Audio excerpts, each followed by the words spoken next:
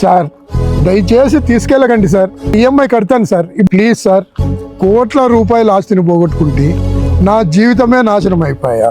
భగవంతుడా, ఒక్క రూపాయి లేని బికారిని అయిపోయినాను. కనీసం బైకు ఈఎంఐ కూడా కట్టలేని స్థితికి చేరుకున్నాను. డార్లింగ్, సడన్గా బ్రేకప్ అంటే ఎలానే? నిన్ను వదిలిపెట్టి నేను బతకలేనే. నువ్వు నా ప్రాణమే. అలా అనకే. అయ్యో దేవుడా, నాకు ఇంక చావే దిక్కు. నా డార్లింగ్ లేదు, నేను బతకలేను. అసలు నాకు ఏది అవసరం లేదు ఇంకా. అయ్యో దేవుడా, అన్నీ పోయినాక ఈ ప్రాణం ఎందుకు? ఈ ప్రాణం వెంటనే తీసుకో తండ్రి. భగవంతుడా, ఇప్పుడే చచ్చిపోతా. అప్పులు ఎప్పుడైనా తీర్చొచ్చు, ఆస్తులు ఎప్పుడైనా మళ్ళీ సంపాదించుకోవచ్చు, కానీ పోయిన ప్రాణం మళ్ళీ తిరిగి రాదు బాబు. నీకు కూడా కుటుంబం ఉంటుంది, వాళ్ళ గురించి కూడా ఒక్కసారి ఆలోచించు. తను లేని జీవితమే నాకు లేదు. నాకు ఇంక చావే గతి. రా తమ్ముడు, కూర్చో.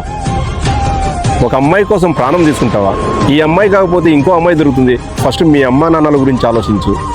మీ సమస్యలు అసలు సమస్యలే కాదు, దాని గురించి ఎక్కువ ఆలోచిస్తున్నారు మీరు. ఏంట్రా, మావి సమస్యలే కాదా? పార్కులో చిప్స్ తింటూ టైం పాస్ చేసే నా కొడుకు కష్టం ఉంటే నీకేం తెలుస్తుందిరా?